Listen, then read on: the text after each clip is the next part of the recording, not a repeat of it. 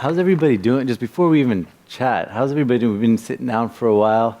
Is everybody, can you just before we start, just everybody kind of give a fist bump to the person next to them? If you've got a good one, they might have a fist bump, like one of those squids, you go, squid, or something else. There's all these, get a handshake, shake it out.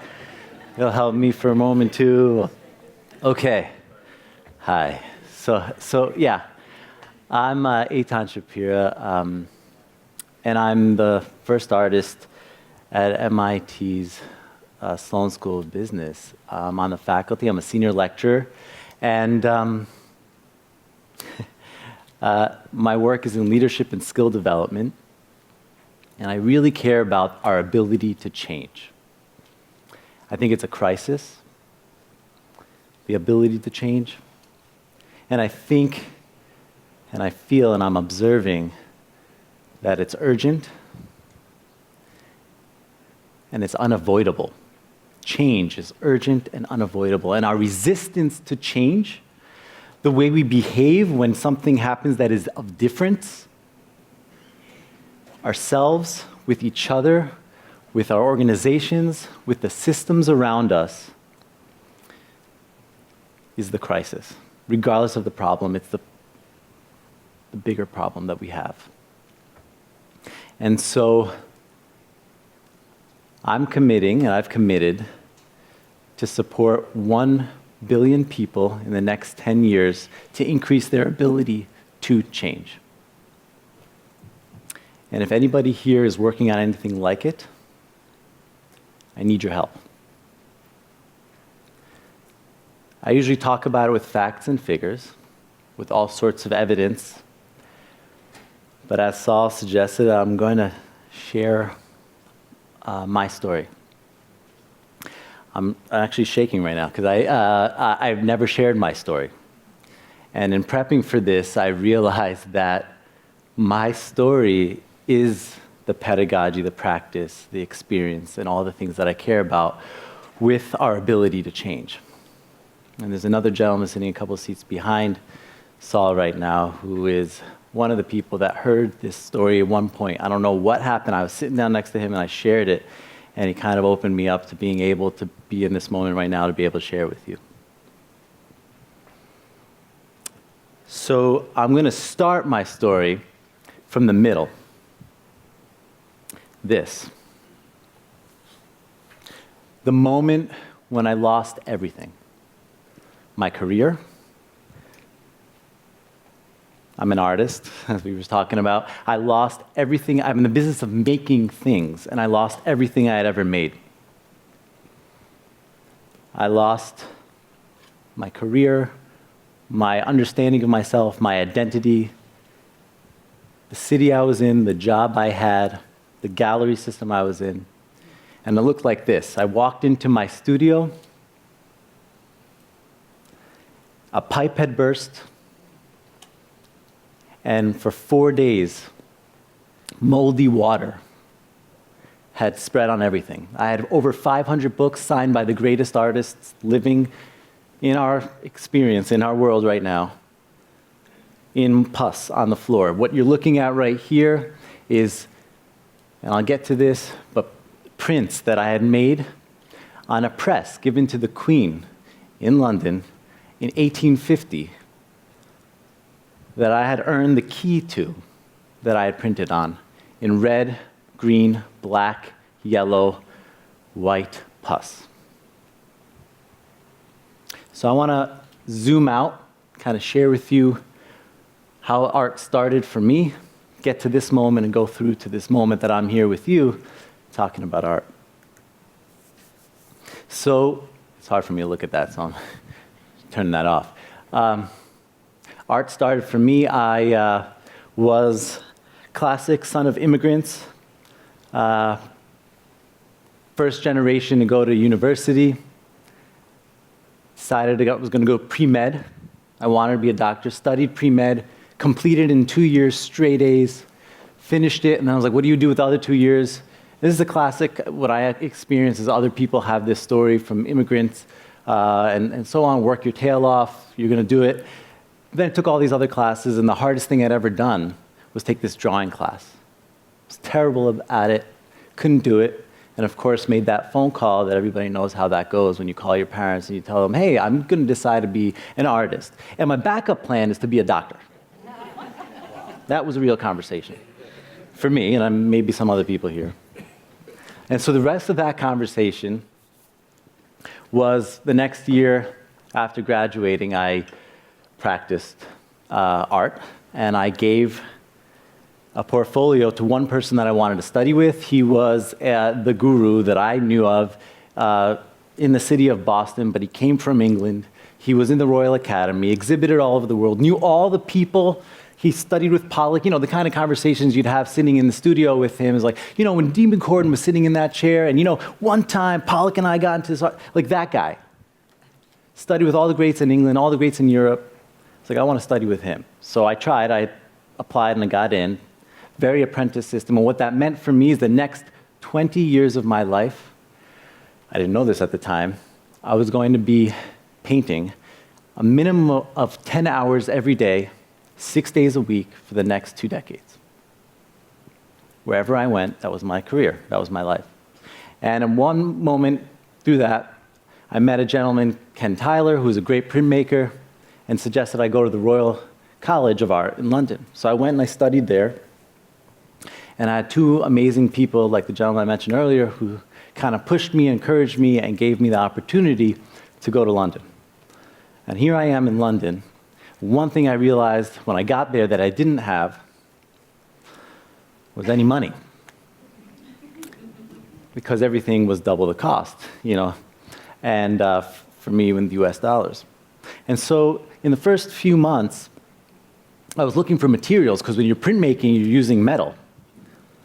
And metal costs a bunch of money depending on what kind of metal, and I didn't have, so I was just kind of looking around, like maybe I can find some material someplace. I just found this like cardboard, and I bring the cardboard back to my studio.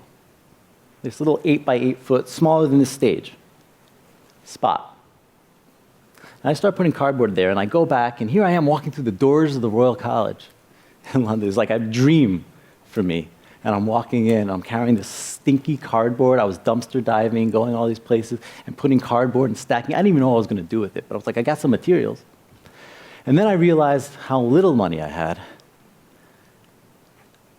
And I couldn't afford to stay at my hostel.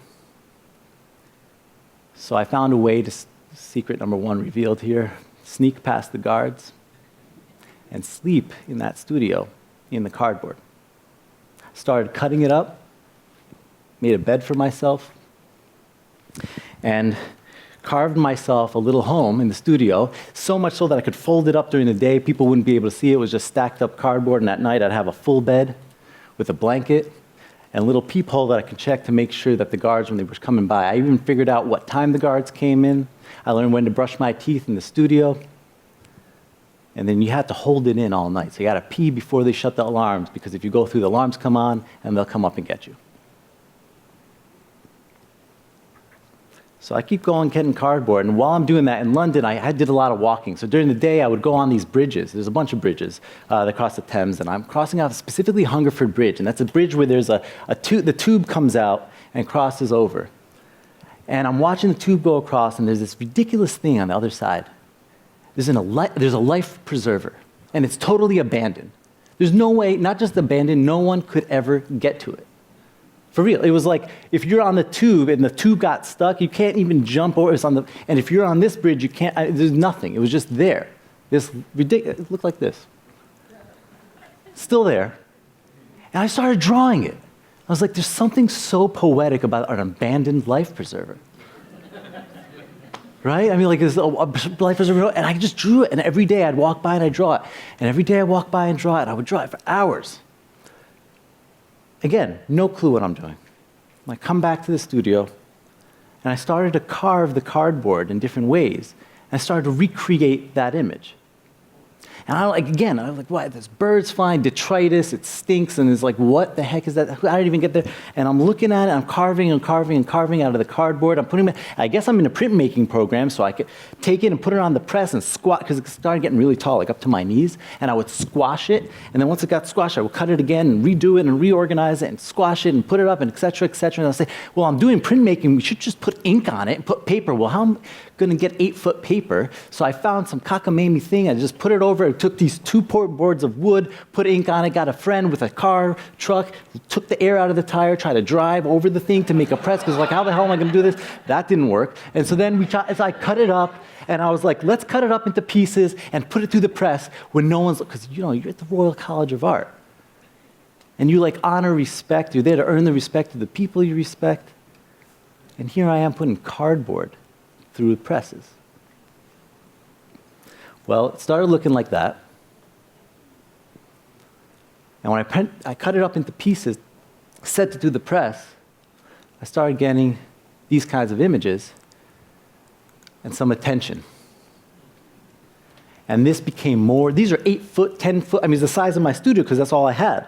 So I went out, and it was bigger than me. I had to make it bigger. The whole thing was bigger than me, this abandoned life preserver. 2008 is happening, and the world, like the planet is crashing, the economy is crashing, it's an abandoned life preserver, and it just made sense, and it was like a symbol of our time, something, and I'm looking at this, and I'm saying, what the heck? And I started getting even more attention. People like that gentleman. Yeah, coming and looking at it, and he's saying, hey, let me tell you about my art collection. Oh, you have an art collection, tell me about it. And then it kept happening, looking at all these images that I'm making, and I started getting more and more press and getting into galleries and the system and the museums and collections and biennales and all that world. And I was teaching. In different universities, different organizations, different artists, and I'm teaching people art and getting by the way, in there I got a PhD on the creative process. How do you recreate that? So let me tell you my PhD in 5 words. Creative process is an oxymoron. We just finished that right there. It doesn't exist. You can't so here's how you do it. You get cardboard, stick it in a studio, and you cut, really? So, but it's not to say the process is wrong, right? But there's something else that's going on. There's conditions that you might be able to. So I'm doing this and I'm teaching this, whatever this is. Because at graduate level, if you're teaching arts, any arts, right? You're not teaching people how to mix colors or that like red and green are opposite. What are you teaching? Right? How to disrupt yourself? Something? So anyway, I'm doing this, and then that happens. Everything gone, except for the few pieces that are in museums, galleries, people that collected them. Everything else in my life's gone. I've disappeared for 3 years. Leave the city I'm in, leave academia, leave the galleries, leave everything. Leave my students, my peers, everything I understood. I can't tell you what happened over those 3 years. Not because I actually have no idea what happened those 3 years. But I can tell you something that did happen that I know that was going on. Is that I got a perspective on my perspective. There's some principle in adult development. That principle, some of us might know in this room, is the principle of subject-object. And what it means, one of my mentors in this space, he's a colleague and a mentor now, describes it like peeing. When a little kid is peeing, right? Just go with me. Kid is peeing. You have to pee. And it goes everywhere. You just experience that moment. Everybody had a child. He's like, oh, I got to pee. Right? And then as we develop, that experience that's all of our body, that's subject to us, is like, wait a minute. I can do this in a certain time, in a certain place. And it's not like the urge changes. Our whole body has to pee. But we realize that, wait, that's a thing that's happening to me, and I'm holding it from subject to object. It's a thing that I can do, manipulate, and allows me to change. And as adults, it's the same thing. Like anger. Do you ever get really angry? Right? And it's not a moment in time where you mature, to become that. But anger becomes like all of you, and you don't know that you're angry. You don't know that it's happening, but then it becomes object. And you're like, wait, I can do that in a certain time, in a certain place. I'm really experiencing the anger right now. And I can change around it. And I was an artist. I wasn't arting. I was being. And in this moment, I disappeared for 3 years. And I was like, oh, that's what I was doing. I got a perspective on my perspective. And I was able to understand a little bit about what I'm doing. So, 2 things happen at this moment when I understand that I have my perspective on my perspective. One has to do with what takes me to MIT. I'll share with you. And the other one has to do with me going back to doing more art. I'll go with the art one first. I'm in art. I'm back in a studio, and I open up to the last entry in my journal, whatever it is, my notebook, and I realize that life preserver really mattered to me. Still, but it just meant something different. And I was like, well, what am I going to do with this? Like, what is a life preserver now? And so, I don't know, I went to the garage, I cut up a bunch of stuff, and I'm doing my thing and painting, and it's not working, and I'm realizing, why did I keep making that life preserver? It wasn't because it was working, it's because it wasn't working. All the time, it wasn't working. And the life preserver, but I'm trying, and I take all this cement, and I bring it over because I don't have access to a press. I'm in a garage, my own garage, and I'm taking this cement, and I start piling it on top to try to make a press. That failed. It just doesn't work. It's not heavy enough. And I'm taking a nap in my studio because I was up all night. Just typical. And then I move in this thing, and I'm trying to do it, and it's not working. I'm falling asleep, and I wake up, and I'm like, wait a minute. The problem with the life preserver is I need to touch it. I need to pick it up. It's got to be really heavy. And I got all this cement. And so I started making concrete life preservers. Not one of them. Every day. Like a confession. Make another, at 70 pounds, I take this concrete life preserver. Because the things that we need to preserve, the things that are sacred to us, are the things that are weighing us down. My studio flooded, and this is my life preserver. And so I made more. And a year later, every day, a year later,